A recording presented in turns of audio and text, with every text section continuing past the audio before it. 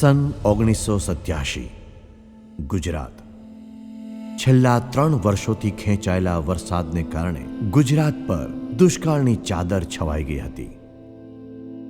સુકાયેલા નદી, તળાવ અને ઠેર ઠેર વેરાયેલા પશુઓના મૃતદેહોએ કઠણ કાળજાના માણસોની પણ ધીરજ ખૂટાડી દીધી હતી.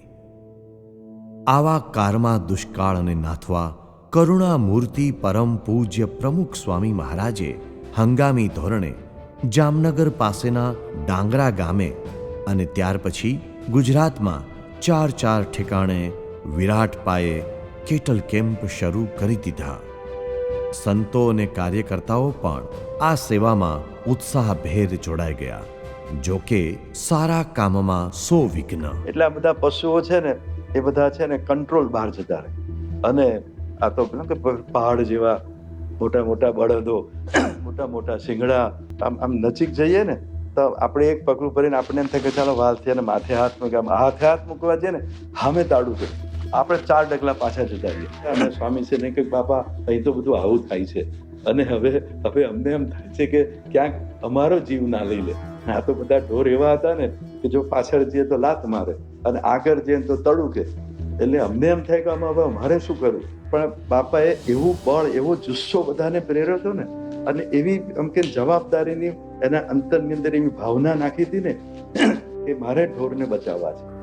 અને બળદ બધા એવા માથાના મારકણા બળદ આવતા, રાતના બધા તોફાન કરે, રાતના એકબીજાના કાન કપાઈ ગયા હોય, એકબીજાને ગમાણમાં નાખી દીધા હોય તો રાત્રે બહુ તકલીફ પડે. રાત્રે જાગવાનું તો 2 સંતો જાગતા હોય, સિક્યુરિટીવાળા હરિભક્તો જે મૂક્યા હોય એ જાગતા હોય. તો એ તો 4 આમ ટાવર બનાવ્યા હતા, ટાવર ઉપર હોય તો ફરવાવાળા 2-3 જણા હોય. તો એક તો અમારી સામે જ પાંચીણાનો બળદ હતો અને બાજડાનો હરિભક્ત હતો. એને શીંગડું ભરાઈને ઊંધો નાખી દીધો સીધો હરિભક્તને. અને એની ખબર નથી, પાછળથી આવીને ક્યારે છૂટી ગયો ખબર ન પડે. એક બળદ છૂટે બીજી લાઈનમાં જાય એટલે એ તોફાન કરે. આવી રીતે માણા હાચવા હારા પણ બળદ હાચવા નહીં હારા.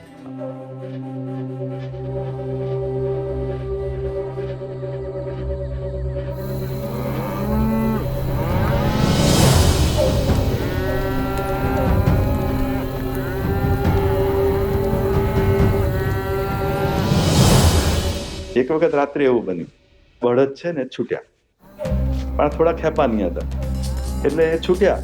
એટલે અમે રાતની વિઝિટમાં હતા અને જોયું બળદ છૂટ્યા છે. અમે એની પાછળ દોડ્યા.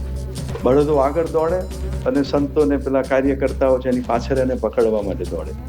ત્યાં કેમ કે ખેતર પૂરું થયું, એની વાડ આવી, 5 ફૂટ ઊંચી કાંટાની વાડ હતી. બળદ તો ઠેકીને જતા રહ્યા. અમે પણ પાછળ બધા એને પકડવા દોડ્યા હતા. અમને પણ ખબર ન રહી, અમે પણ વાડ ઠેકીને એની પાછળ દોડ્યા અને ઢોર પેલા બળદ છે ઊભા રોડે દોડ્યા જાય અને પાછળ અમે બધા દોડીએ. પછી ગોતવાની પરિસ્થિતિ થોડીક કપરી થઈ ગઈ. બળદ બધા પાણી હોરા થઈને કેટલે તો ભાગી ગયા. દુષ્કાળ પૂર્ણ થયા બાદ આ પશુઓ તેમના માલિકોને પરત કરવાના હતા. આથી પરમ પૂજ્ય પ્રમુખ સ્વામી મહારાજે આ ભાગેલા બળદોની ખૂબ ચિંતા કરી. આ કારણે બળદો પાછા મળી જાય એ માટે તેઓએ ભગવાનને પ્રાર્થના કરી અને સ્વયંસેવકોને પણ આ પશુઓને શોધવા માટેની પ્રેરણા આપી. પ્રમુખ સ્વામીને વાત કરી કે આવી રીતે બન્યું છે તો પ્રમુખ સ્વામી કીધું તમે ચિંતા કરો માં, બળદ બધા મળી જશે, એ કંઈ ખોવાશે નહીં. અમુક ઢોર મળતા હતા જે અમુક આદિવાસી લોકોએ પોતાના કુબાની અંદર એ લોકોએ રાખી મૂકેલા, એટલે કે લઈ લીધેલા.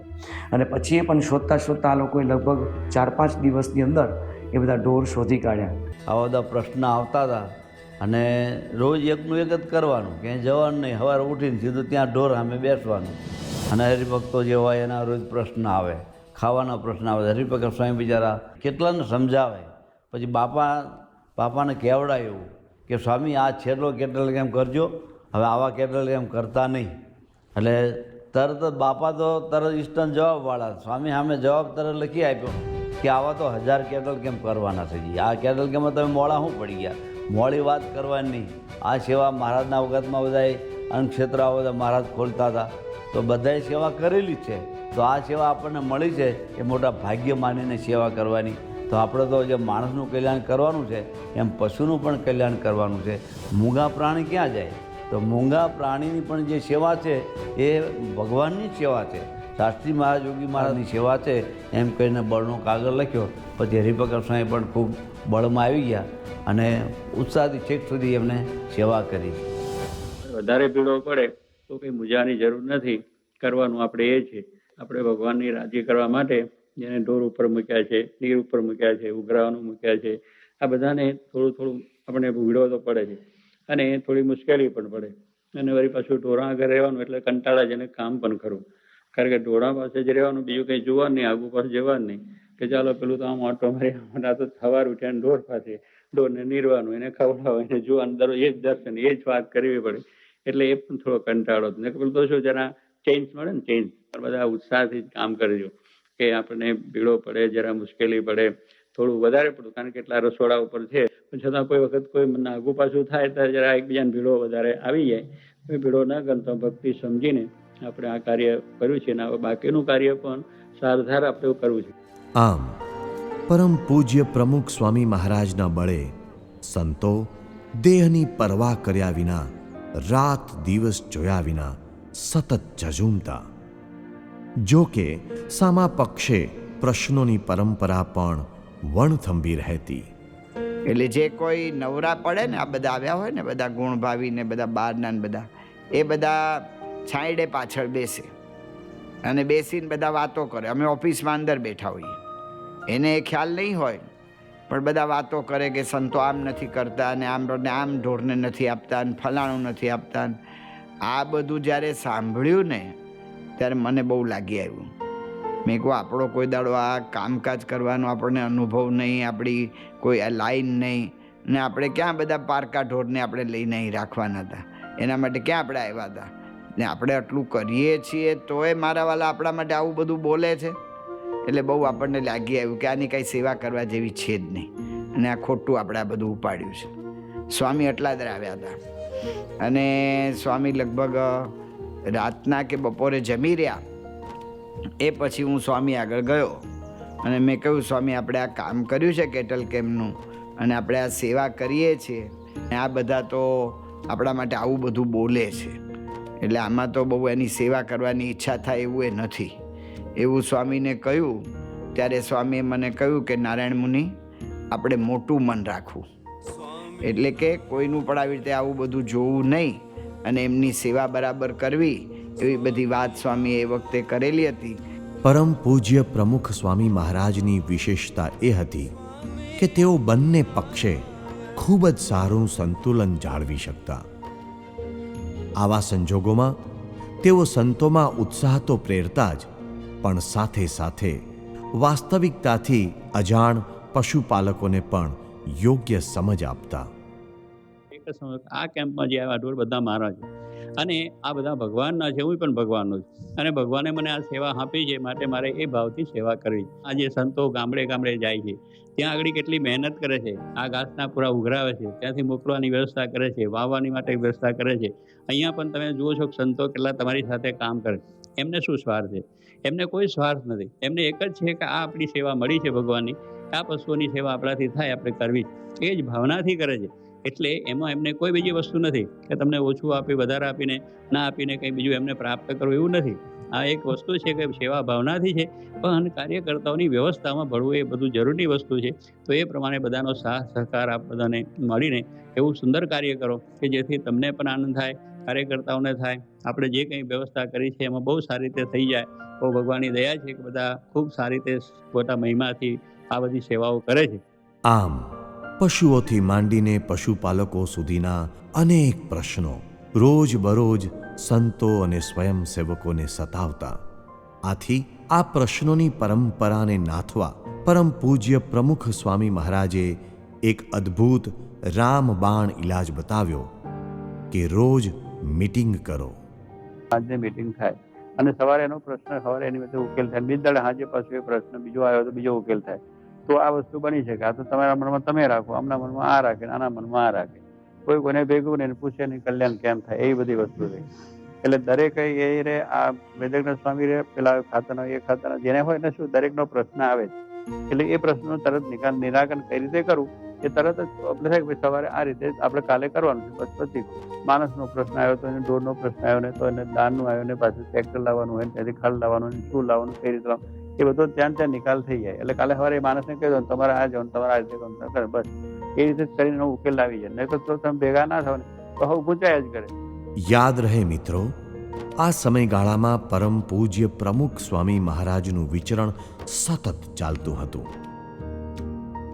સન 1988ના એક જ વર્ષમાં પરમ પૂજ્ય પ્રમુખ સ્વામી મહારાજ 313 ગામો કે નગરોમાં વિચર્યા હતા ને ભક્તોના ભાવ પૂરા કરવા, સમાજની માગ પૂરી કરવા તેઓ કશું પણ કરી છૂટવા તૈયાર હતા.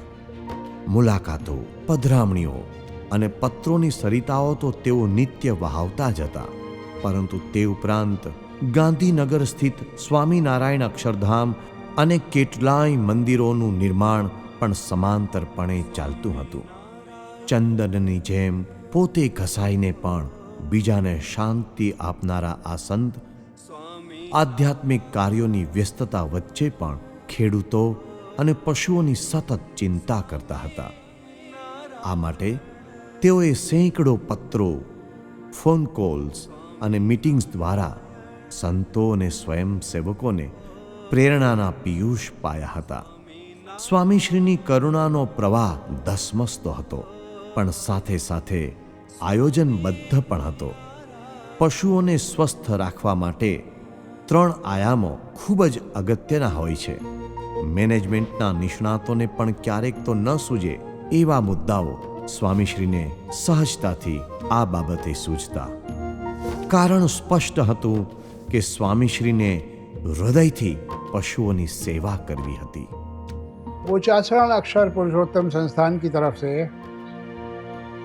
भी कैटल कैंप बनाए गए और मैंने कैटल कैंप का निरीक्षण प्रमुख श्री के साथ किया तो मैंने देखा कि वो सामान्य कैटल कैंप नहीं था, वो एक विशिष्ट आयोजन था और मेरी उत्सुकता प्रमुख श्री के संचालन को देख के बहुत बढ़ती गई कि कैटल कैंप चलाना है तो कैसे चलाना है, क्योंकि इस तरह का ट्रीटमेंट दूसरी संस्थाओं की तरफ से करने वाला जो कैंप था उसमें नहीं मिला था. દરરોજના કંઈક ને કંઈક સંદેશા આવતા જતા હતા. સ્વામીશ્રી કે મારે આવું કરવું છે, ત્યાંથી ઢોર બધા નીકળે. સ્વામીજી આખી વ્યવસ્થા, આપણને એમ થાય કે એના મગજમાં કેવી રીતના વિચારે, આખી વ્યવસ્થા વિચારે કે ત્યાં ઢોર બધા જ્યારે ત્યાંથી નીકળે ત્યારે ટેમ્પરરી રજિસ્ટ્રેશન કરવાનું, એટલે કે એની ઓળખ એની લખવાની અને એના રજિસ્ટર ત્યાં પણ બને અને એની સાથે ઢોરની સાથે એક ખટારાની અંદર 10 પશુ આવતા, બળદ આવતા, તો એ 10 બળદની બધી વિગત, બધી એના માલિકો કોણ છે, શું છે, બધા જ સાથે ટેમ્પરરી રજિસ્ટ્રેશન સાથે સ્વામીશ્રીની મોકલતા. તે વખતે એના ફોર્મ ભરાતા, એના પાકા ફોર્મ, એના રજિસ્ટર બનતા, માલિકના નામની સામે ઢોર અને એનો રજિસ્ટ્રેશન નંબર અપાય અને એ જે નંબર અપાય ને એ નંબરની ટેગ એના કાનની અંદર અમે મારતા, જેથી એની ઓળખ હંમેશા રહે અને આવતી સાલ જ્યારે પાછા આપવાના થાય ત્યારે સરળતાથી, કારણ કે અમને તો બધા હરખા જ દેખાતા, બધા બળદ જોઈને તો હારા બળદ એક હરખા જ દેખાય અને તે વખતે નહોતું સમજાતું, પણ જ્યારે પાછા આપવાના થયું ને ત્યારે બધાને ખબર પડી કે તે વખતે ખરેખર સ્વામીએ બહુ દૂરંદેશી પણ વાપરી. તો આ રીતે કેટલ કેમ્પની અંદર ઢોરને આવો પ્રવેશ મળતો. દરેક લાઇનની અંદર એમ કે લાઇન સિરિયલ પ્રમાણે ઢોરને આપણે ઊભા રાખતા અને એ લાઇનની બહાર પણ કયા સિરિયલના ઢોર કઈ લાઇનમાં છે એનું પણ માર્કિંગ કરવામાં આવતું. પ્રમુખ સ્વામી મહારાજ પોતે સ્વયં જ્યારે વિઝિટ પર આવ્યા તે વખતે કેટલ કેમ્પમાં બધું જોયા પછીથી સ્વામી બાપાએ એક વસ્તુની નોંધ લીધી કે જે અમારામાંથી કોઈને પણ સમજાયું નહોતું, કે જે પશુઓને રાખ્યા હતા એમના જે છાંયડા કરવા માટેનો જે સ્ટ્રક્ચરો બન્યા હતા એ સ્ટ્રક્ચરોમાં ઇલેક્ટ્રિસિટીની જરૂર હતી, લાઇટની જરૂર હતી. એટલે અમે વાયરો દોડાવીને, બલ્બો લટકાવીને વીજળીથી પ્રકાશ કરવાની વ્યવસ્થા કરી હતી. સ્વામી બાપાએ જેવું જોયું એવું તરત જ બાપાએ કહ્યું કે આની અંદર જો શોર્ટ સર્કિટ થાય તો આ સૂકા લાકડા સૂકા ઘાસ, સૂકા પાંદડા બધું જ બળી જાય, તો પશુને તમે બચાવશો કેવી રીતના?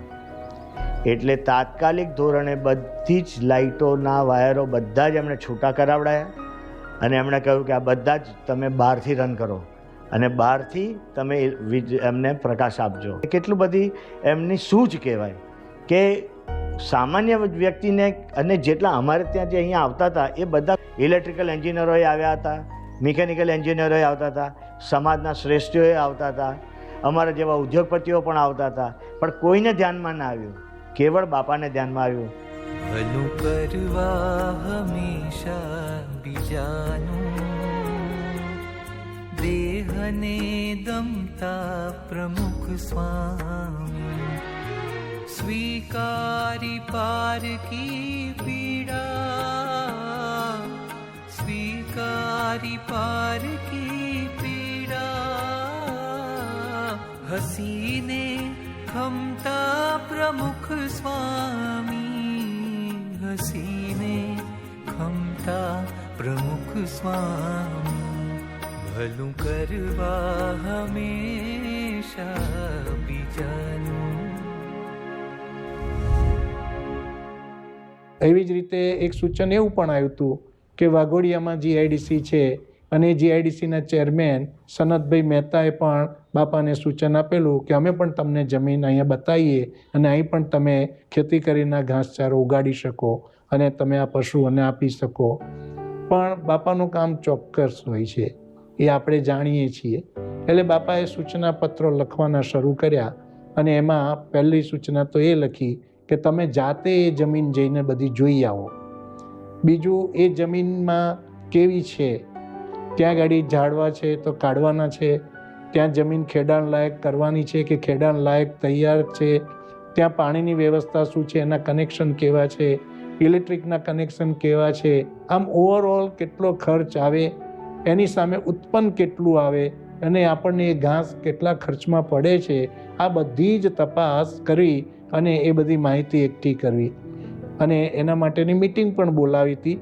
અમદાવાદમાં મિટિંગ હતી ને એમાં અમને બોલાવ્યા અને એની અંદર પછી નક્કી કરવામાં આવ્યું કે આ બધું જ કરતાં આપણને ઉગાડવાનું જે ઘાસચારો એ મોંઘું પડે એવું હતું.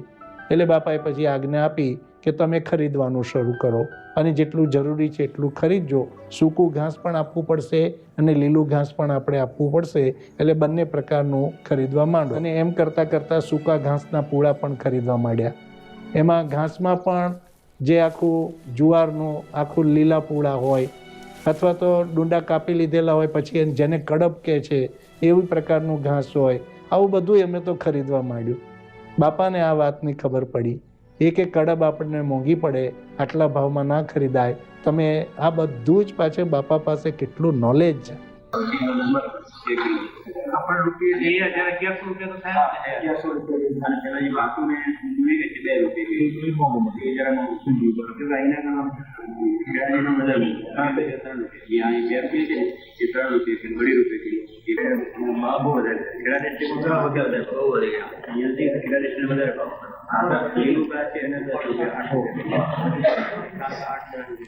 કે એમને પોતાને બધી જ ખબર કે ઘાસ કેટલા રૂપિયે ખરીદાય, એનો કેટલો આપણે પેલું થાય ભાવ હોય અને અત્યારે કદાચ દુષ્કાળને કારણે વધારે તો કેટલો વધારે આપવો પડે, એ બધું જ એમને ખબર હોય. એમ એ રીતે પછી ત્યાંથી એ સૂચનાઓ આપવા માંડ્યા. સ્વામીએ કેટલો વિચાર કરીને અગમસેતીથી બધા પગલાં સ્વામીએ લેવડાયેલા કે આ ગાહડીઓની ગંજી કરો એ એક સાથે ના કરવી.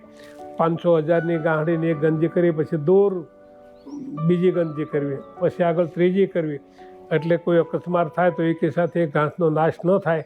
અને એમ છતાંય તે એના માટે ચોકીદાર રાખવાનો. દરેક ગંજીની નજીકમાં પાણીની પણ વ્યવસ્થા રાખવાની. કદાચ કંઈ અકસ્માત થાય તો મોટર મશીન ચાલુ કરીને એ ઘાસચારાને ઓલવવા માટે એની પણ સૂચના સ્વામી આપેલી. તો આવી ઝીણી ઝીણી બાબતમાં રાત દિવસ સ્વામી વિચારીને 1-2 દિવસ થાય એટલે સ્વામીનો પત્ર આવ્યો જ હોય. કારણ રૂબરૂ બોલાવીને સ્વામી આ બધી વાત કરતા હતા. ત્યાં બધોને બાપાએ જ આખું આયોજન કરીને ઘાસ વવડાવેલું, પણ મજૂર મળે નહીં. એટલે ઘાસ તો ટાઈમ થઈ ગયો એટલે પછી તો ગરડું થઈ જાય અને નુકસાન થાય. તો સ્વામી બાપાએ કીધેલું કે બધા સંતો અને કેટલ કેમ્પના માણસો એને લઈને જવાનું અને બધું ઘાસ વાઢી અને 2 દિવસમાં વાઇન્ડઅપ કરીને પાછા આવી જવાનું. તો એ ઘાસ વાઢવાનું અમારે મજૂર નહોતા મળતા અને એટલા બધા પ્રશ્ન હતા, પણ બાપાએ આ આયોજન આપ્યું અને 1-2 જ દાડામાં આખું બધું જ વાઇન્ડઅપ થઈ ગયું અને બધું ઘાસ કેટલ કેમ્પની અંદર આવી ગયું. બાપા કહે કે દરરોજ તમે ભેગા થાઓ તો ભેગા થઈને તમારે ઘાસનો સ્ટોક કેટલો છે, કે દરરોજ પાણીનો પુરવઠો કેટલો આવે છે, કેટલું ઢોર પશુને તમારે પાણી આપવું પડે છે, એનું પણ તમારે ચર્ચા કરવી. અને ચર્ચા કર્યા પછીથી તમારી પાસે પાણીનો પુરવઠો ખૂટશે કે ચાલશે, એના ઉપર દરરોજ વિચાર કરવો. કારણ કે આ કેટલ કેમ્પ 7-8 મહિના 9 મહિના ચાલવાનો છે, તો એ વખતે વચગાળામાં પ્રશ્ન આવો ના જોઈએ. પણ સ્વામી એકવાર મુલાકાતે આવ્યા અને એમણે જોયું, કાર્યકર્તાઓને પૂછ્યું કે શું શું આપો છો, કેવી રીતે આપો છો. કે બાપા આ બાજુ વિસ્તારમાં તો સાંકરી વિસ્તારનો આ પ્રસંગ છે. સાંકરી વિસ્તારમાં તો પેલી શેરડીની બાંડી ને એને શીમડી કહે છે, કોઈ બાંડી કે આગળા કે. તો આગળા છે ને કે સ્વામી બધું જ જાણે. આગળા એકલા કોઈ પણ ખવડાવે ને તો એને ગરમ પડે, એટલે સ્વામી એ પણ જાણતા. એટલે સ્વામી કે એકલા આગળા ખવડાવો તો આ ઢોરને ગરમ પડે. એને થોડું ફરતું બધું આપણને કેટલું આપો છો એ પણ પૂછવું. અને કાઠિયાવાડનો ઢોર છે, ડાંગરના પુરાણ ન જ ખાય, એ હકીકત વસ્તુ છે. હું તમને કહું, કાઠિયાવાડનો ઢોર છે ને બધા, એ કોઈ દિવસ ડાંગર ત્યાં પાકે નહીં, ડાંગરના પૂરા ખાય પણ નહીં, ડાંગરની ત્યાં વપરાશ પણ નથી. આ તો ત્યાં દુષ્કાળમાં છે એટલે તમે લઈએ નાખો, ભૂતના ઢોર હોય તો ખાય, પણ જે ચારા સચવેલા ઢોર છે ને એને કોઈ દિવસ ત્યાં ડાંગર ખાધી જ નથી. એટલે સ્વામીને બધું આમ ખાલી નભાવવા પૂરતું નહોતું, પણ એ ઢોર ખરેખર તાજુબાજુ થઈને ખેડૂતને કામ આપે એવા થઈને જાય, એ પણ સ્વામી ચિંતા કરતા હતા. વજન કાંટા ઉપર વજન કરીને એને આહાર આપવામાં આવતો, કારણ કે આઇડલ પોઝિશનમાં પશુઓને રહેવાનું હતું. એટલે અતિ ખોરાક પણ એ અતિક્રમણ કરે, ઓછો ખોરાક એને અશક્ત બનાવે. એટલે જરૂરી એના ડૉક્ટરો સાથે સ્વામીશ્રીએ ચર્ચા કરી અને એને શું આપવું, કેટલું આપવું, કેટલા વજનનું આપવું, એ બંને સમય સવાર સાંજ એ બંને સાહેબના ખોરાકની એ પણ ગણતરી સાથે, વજન સાથે દરેક પશુપાલક એટલે કે એનો જે સેવક છે એની લાઈનમાં જેટલા કિલો ઘાસ લઈ જવાનું હોય એટલા કિલો ઘાસ, લીલું ઘાસ, જેટલા કિલો સૂકું લઈ જવાનું હોય સૂકું ઘાસ, એ બધું છે એ જાતે બધા લઈ जता।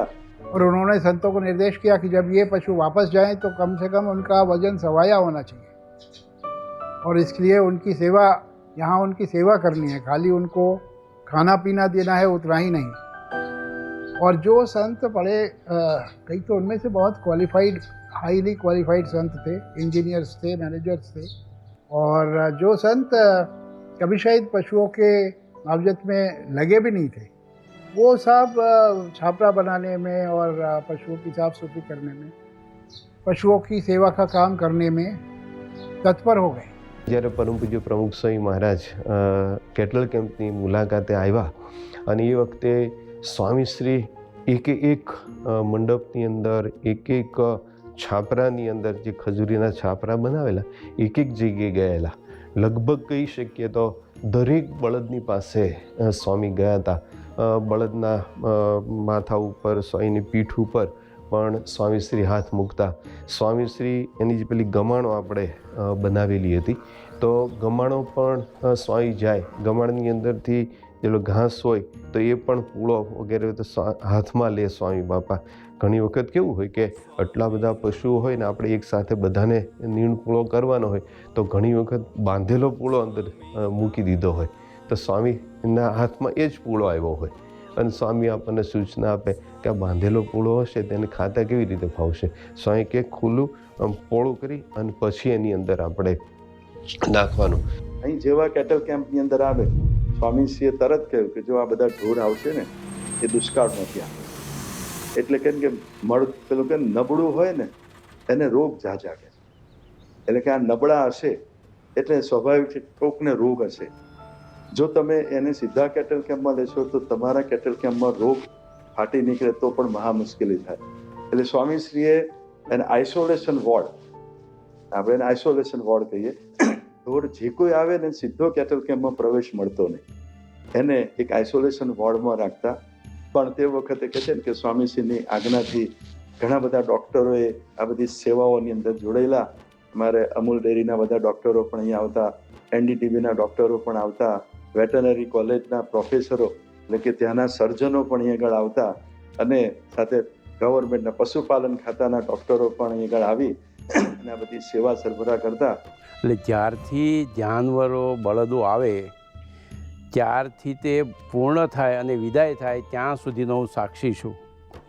કારણ કે પ્રમુખ સ્વામી મહારાજનો એક જ આદેશ હતો કે જીવદયા. કોઈ પણ હિસાબે આજે પશુઓને આપણે બચાવવા છે. પ્રમુખ સ્વામી મહારાજ દર વખતે જ્યારે આવે ત્યારે વિઝિટ લે અને અમને બોલાવતા કે ભાઈ આમાં તમારું શું ઓપિનિયન છે, શું કરવું જોઈએ. તો અમે બાપાને વાત, પ્રમુખ સ્વામી મહારાજને વાત કરેલી કે આને દરેક જાનવરને આપણે રસીકરણ કરી દઈએ કે જેનાથી ભવિષ્યમાં પણ એ બીમાર થાય નહીં. સાથે સાથે બીજું પણ આયોજન કર્યું કે એને ચરમો પડ્યા હોય તો એના પણ ઇન્જેક્શનો આપણે આપીએ. પ્રમુખ સ્વામી મહારાજે કહ્યું કે આપણે દવા જોઈએ તો બહારથી સ્પેશિયલ મંગાવી લો. કોઈ પણ હિસાબે આજે પશુઓને આપણે બચાવવા છે અને એટલે ધર્મ કે જાતિ નાતિના ભેદ વગર એના બળદો આવે. यहाँ जो भी पशु आए उनका पहले मेडिकल चेकअप हुआ और वो मेडिकल चेकअप के बाद वैक्सीन सबको दी गई. जो विशेष बीमारी वाले थे उनको अलग खंड में रखा गया. उनके लिए वेटरनरी डॉक्टर्स अपॉइंट किए गए. कुछ पशुओं का ऑपरेशन भी यहाँ पे किया गया. पशुओं को वो मेडिसिनल पानी एक होता था जिसमें पोटेशियम परमैंगनेट और फिनाइल वगैरह होती थी, उसमें चलाने के लिए एक एक्सरसाइज कराई जाती थी जिससे कि उनके जो नीचे के खीले हैं उनमें फंसी हुई बट्टी हो या कोई दूषण हो तो वो सब साफ़ हो जाए. अब ये छोटी बात है. पशु कैंप तो और भी थे लेकिन इतना ध्यान पशुओं का रखना जितना कि आप अपने संबंधियों का रखेंगे. પ્રમુખ સ્વામી મહારાજે એક વસ્તુ કંઈ વાત કરેલી કે આપણે કોઈ પણ હિસાબે જેવા જાનવર આવે એનું અંદાજિત વજન કરી અને જ્યારે વિદાય થાય ત્યારે એનું સવાયું વજન થવું જોઈએ. આ પ્રમુખ સ્વામી મહારાજનો આદેશ હતો અને એટલે એના માટે અમે તનતોડ મહેનત કરતા હતા. અને જ્યારે પણ જાનવર બીમાર થાય રાત્રે કે દિવસે ગમે ત્યારે, કે જે સૌરાષ્ટ્રની અંદર 3 દિવસે પણ ડૉક્ટર ના આવે પણ અહીંયા તો ડૉક્ટર પ્રમુખ સ્વામી મહારાજે એક વાત કરેલી દરેક સંસ્થાઓને કે અમારે આજે એક ભગીરથ કાર્ય છે એની અંદર અમને તમે મદદ કરજો. તો અડધો કલાકની અંદર તો ડૉક્ટર ત્યાં પહોંચી ગયા હોય. દરેકમાં શું પ્રોટીન તત્વ છે અમને ખબર નથી અને દરેકમાં શું શું રહેલું છે અને શું ખવડાવવું જોઈએ સ્વામીએ બધું રિસર્ચ કરી રાખ્યું. બધા ડૉક્ટરોને મળે, જ્યારે જેને મળે ને એ બધાને પૂછીને સ્વામીએ આ બધી તૈયારી કરેલી. અઠવાડિયું થાય ને હોજ જે છે પાણીનો, એમાં પ્રમુખ સ્વામી મહારાજે કહેલું કે એ પાણીનું ટેસ્ટિંગ કરાવજો કે જેનાથી કોઈ હાનિકારક તત્વો છે કે નહીં એ આપણને ખબર પડે. તેનું ટેસ્ટિંગ પણ કરાયું અને દર અઠવાડિયે જે ચૂનો છે એ વ્હાઇટ ચૂનો લગાવતા જેનાથી એને કેલ્શિયમ સતત મળી રહે અને સ્વચ્છતા જળવાય. કોઈ પણ જગ્યાએ જાનવરની છે ને સફાઈ કરવામાં આવતી કે એના શરીર ઉપર એને પહેલાં લોકો એમ કે અમે અમાસે એક વખત સફાઈ કરતા અને એ જો ભૂલી જઈએ તો વર્ષે પણ વરસાદ પડે ત્યાં ને થાય. પણ અહીંયા તો નિયમિત 2-3 દિવસ થાય અને જાનવરને બળદોની સફાઈ થઈ જાય અને કમ્પ્લેટ સરસ મજાનું, એટલે એના જીવ કે જંતુ વિતરડી છે એ પણ રહે નહીં. બળદો માટે જે બીમાર થઈ જાય અથવા જે અપંગ થઈ જાય સ્પેશિયલ એ જાનવરને પોટેશિયમ પરમેંગનેટ એટલે KMNO4 સોલ્યુશન જે છે એ પાણીમાં નાખી અને એ જ પીવડાવતા કે જેનાથી એને રોગ પ્રતિકારક શક્તિ પણ વધે. અને અશક્ત ઢોરાને માટે ખાંડની પણ વ્યવસ્થા કરી હતી. દાણ આપણે આપતા હતા અને એમાં સળિયાની ફોતરી છે, પછી પહેલાં મકાઈનું ભૂસું છે, ડાળિયા બનાવતા હતી એની ફોતરી નીકળતી હતી એ પણ આપણે લઈ જતા. રાજદાણ પણ આપણે ઘણા ખટારા લીધું હતું. ત્યાંના જે ખેડૂતો આવેલા એણે વાત કરેલી કે આ કાર્ય તો છે ને અમારાથી તો થાય જ નહીં, અમે માલિક હોવા છતાં અમારાથી કરી શકાય નહીં. પ્રમુખ સ્વામી મહારાજે આ કેટલ કેમ્પની સેવામાં જોડાયેલા સંતોને જાણે કે એક મિશન સ્ટેટમેન્ટ આપી દીધું હતું કે એક પણ પશુનું મૃત્યુ થવું ન જોઈએ. આવતા વર્ષે આ પશુઓ તેના માલિકો ખેડૂતોને ઉપયોગમાં આવે એવી રીતે તેની માવજત કરવાની છે. પશુઓ અને પશુપાલકો પ્રત્યે સાચા હૃદયની લાગણી હોય તો સમયની આરપાર નજર પહોંચી શકે અને આવા હૃદયના ઉદ્ગારો સંભવી શકે. સ્વામીશ્રીનો એક મનોવૈજ્ઞાનિક અભિગમ આના માટેનો હંમેશા રહ્યો હતો. અને સ્વામીશ્રી કે જો બળદ છે એ આઇડલ અવસ્થા કહેવાય, જ્યારે એને કોઈ કામ કરવાનું નથી, ખાલી એને ઊભા ઊભા ખાવાનું છે અને આરામ કરવાનો છે, એટલે એ બળદો આવતી સાલ પાછા ઉપયોગી નહીં રહે. એટલે એને સતત પ્રવૃત્તિશીલ રાખવા માટે સ્વામીશ્રીએ જ્યારે કેટલ કેમ્પના નિર્માણ થયા ત્યારે એમને એક સૂચના આપેલી કે પાણીના અવાડા છે ને થોડા દૂર રાખજો. એટલે દરરોજ જે સેવકો હોય એ બળદને છોડી અને પાણીના અવાડા સુધી ચાલીને લઈ જાય અને ફરી પાછા ચાલીને પાછા લાવે, એટલે એને થોડી એક્સરસાઇઝ થાય. એટલે આ રીતે દરરોજ એક્સરસાઇઝ કરાવવાનું પણ સ્વામીશ્રીએ પહેલેથી એના આયોજનમાં લઈ ગયું, જેથી બળદો છે એ આવતી સાલ એ ખેતીને ઉપયોગી થઈ શકે. અહીં બાપા પછી આવેલા ત્યાં, પછી મને બોલાવ્યો, આમ લઈ ગયા એક બાજુ. મને કહે કે આ ઢોરા છે ને ખેડૂતના બળદ છે, અને ચોમાસું આવશે પછી જો આપણે દુબળા રહે તો એ લોકોને કાઠિયાવાડમાં વાવણી કહેવાય, એને વરસાદ થાય ને વાવણી જોડવા પડે, એટલે ગારામાં હાલવું પડે.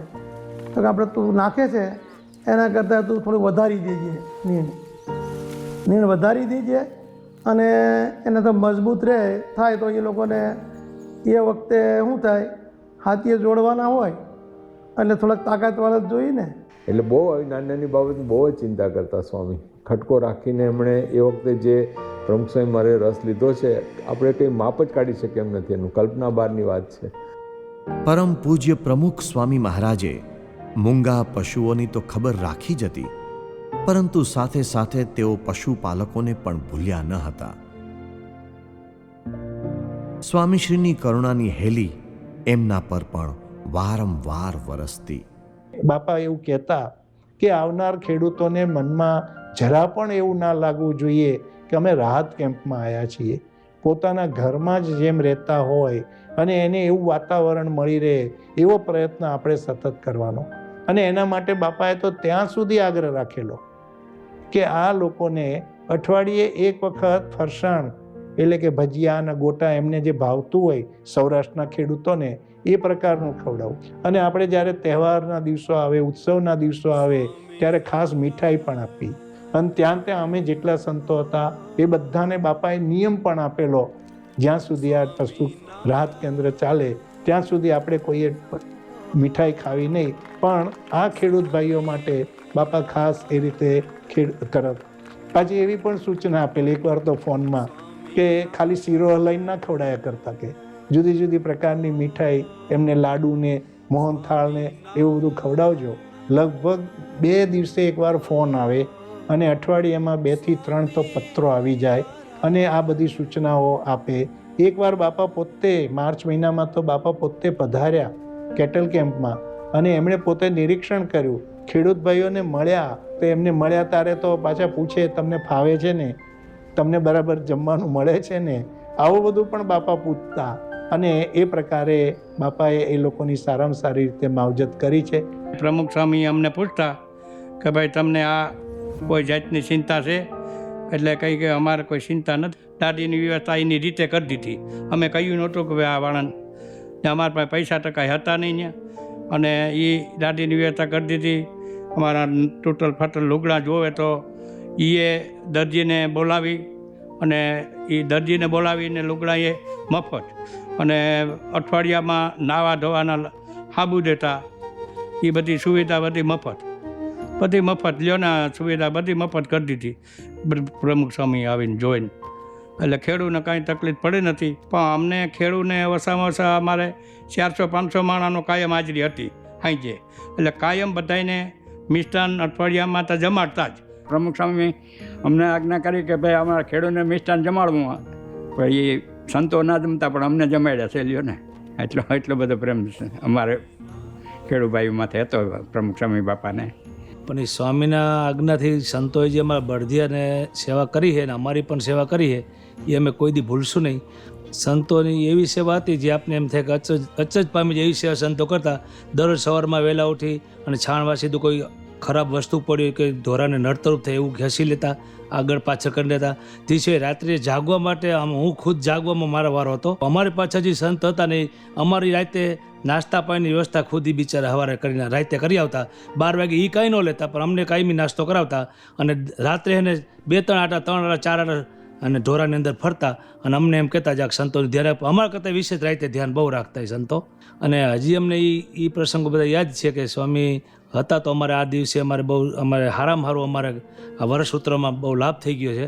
અને સ્વામી કાયમના અમારા માવતર તરીકે રહ્યા છે. एक तो जितने लोग थे वहाँ पे संत थे, बाकी थे पशुओं के मालिक थे, वो सब लोगों की कृतज्ञता, पर जो उनकी बातों में एक प्रेम था पशुओं की, वो प्रेम से एक ऐसा वातावरण खड़ा हुआ कि लगा जैसे कि वो एक दिव्य वातावरण में ये सब हो रहा है.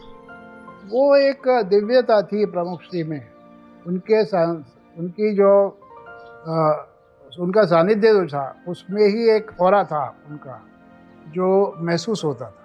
तो इस तरह से ये पशु कैंप अपनी तरह से एक अनोखा था और इसी वजह से मुझे आज इतने वर्षों के बाद भी विगतें जो हैं वो सब याद है. પરમ પૂજ્ય પ્રમુખ સ્વામી મહારાજે પશુપાલકોના જીવન નિર્વાહની તો ચિંતા કરી હતી, પણ સાથે સાથે તેઓને પવિત્ર જીવન જીવવાની પણ પ્રેરણા આપી હતી. કેટલ કેમ્પમાં આવેલા પશુપાલકો માટે તેઓએ આરંભ્યો હતો વ્યસન મુક્તિનો યજ્ઞ. એટલે ભગવાને આપણને આ માટે નિમિત્ત એક ઊભું કર્યું છે, આપણા જીવ કલ્યાણ માટે, સારા માટે, અને પશુનું કલ્યાણ, આપણું કલ્યાણ, બે રીતે કંઈક એવો યોગ થવાનો છે. એટલે પૂર્વના કંઈક પુણ્ય યોગ એટલે આ થઈ ગયા, અહીં આવી ગયા. અને અહીં આવ્યા એટલે આ સંતોનો યોગ, સંતોનો કેટલો દાખલો છે. વાત કરીએ આપણે કે એમને કેટલી રીતે આપણું ધ્યાન રાખે છે, એ કંઈ ઓછી વાત નહીં. તો આપણે આ લાભનો થોડો વિચાર કરો કે અમને નિસ્વાર્થ રીતે સેવા આપણે માટે કરે છે, તો આપણે તો થોડુંક જ મૂકવાનું છે. નથી ઘર મૂકવું, નથી બહાર મૂકવું, નથી ખાવાનું મૂકવું, કે નથી કોઈ જાતની ખેતી મૂકી દે. તમારે બધું જ પાછું જઈને કરવાનું, પણ એટલું કે વ્યસન મૂકો, એટલું જ આપણે મૂકવાનું છે. કે મનુષ્ય દેહ આપણે મળ્યો છે, આવો સત્સંગ મળ્યો, આટલા મહિના સુધી એમાં ભેગા રહ્યા, તો આપણે કેટલું બધું બળને એ થઈ જાય. એટલે ઘરે અને જે બધો લાભ થશે પાછો તમને થશે. તમે ત્યાં જઈને જે કંઈ આ બધા પૈસા બચાવશો, વ્યસનથી રહિત થઈશો, એ પૈસા તમારા ઘરમાં રહેશે, તમારા છોકરાને કામ આવશે, તમારું મકાન સારા થશે, વળી ખેતી સારી થશે, ખાતર પૂજો થશે, એમ બધો ઘણો લાભ થશે. અને તે વખતે લગભગ 90% પશુપાલકોએ પોતાના બધા વ્યસનો સ્વામીના ચરણોમાં મૂકેલા. કોઈ અફીણના બંધાણી હતા, એણે અફીણ મૂક્યા હતા, કોઈ દારૂના બંધાણી હતા, એણે દારૂ મૂક્યા હતા, અને બીડી તો સહજ હતી. તો એવા પણ વ્યસનો આ બધા કેમ્પની અંદર બધાએ છોડેલા, અને ખરેખર એક માનવ કલ્યાણનો કેમ્પ પણ એ બનેલો. અમે ત્યાં પ્રમુખ સ્વામી આવતા એટલે અમને કહેતા કે તમે આ વ્યસન મૂકી દો. એટલે અમે થોડુંક મગજમાં લીધું કે આ પ્રમુખ સ્વામી કહે એ બરાબર કહે. એટલે અમે ધીમે ધીમે એ વ્યસન છોડી દીધું.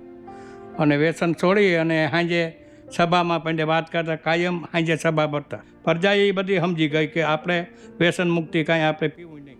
એક વ્યસની તો એવા હતા કે એને રીતે અફીણનું ભયંકર વ્યસન હતું. એણે વાત કરી કે જો આ અફીણનું વ્યસન હું અહીં ના આવ્યો તો મારું છૂટ જ નહીં. પ્રમુખ સ્વામી મહારાજે મારી પર બહુ દયા કરી કે મારું ઢોરો તો સાચવ્યા, પણ અમને સાચા અર્થમાં વ્યસન છોડાવીને સાચવ્યા છે. तो ये एक पूरा वातावरण, एक थोड़ा सा स्पिरिचुअल सा वातावरण वहाँ पे मुझे दिखा.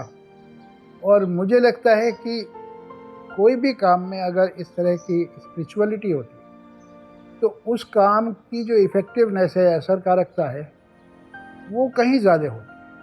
कि एक बड़े संत का आशीर्वाद जिस जगह हो उस जगह फलश्रुति कैसी होती.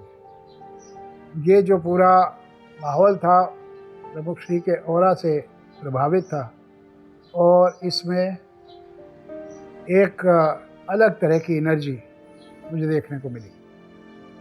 આમ પરમ પૂજ્ય પ્રમુખ સ્વામી મહારાજે પશુઓ માટે આવાસ, ભોજન અને આરોગ્યની વ્યવસ્થા કરાવી. આ માટે સંતો સ્વયંસેવકોમાં સતત બળ પ્રેરીને આ અભિયાનને તેઓએ આગળ ધપાવ્યું.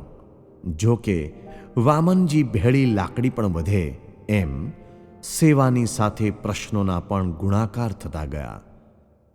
એ જ શૃંખલામાં એક મોટું વિઘ્ન આવ્યું. અટલાદરા ખાતેના કેટલ કેમ્પમાં એક દિવસ સ્વયંસેવકોની નજર ઘાસના ગોડાઉન પર પડી. ગોડાઉનમાંથી ધુમાડો નીકળી રહ્યો હતો. સ્વયંસેવકો ગભરાયા, કારણ કે પશુઓ માટેનો લાખો રૂપિયાનો ઘાસચારો આ જ ગોડાઉનમાં હતો.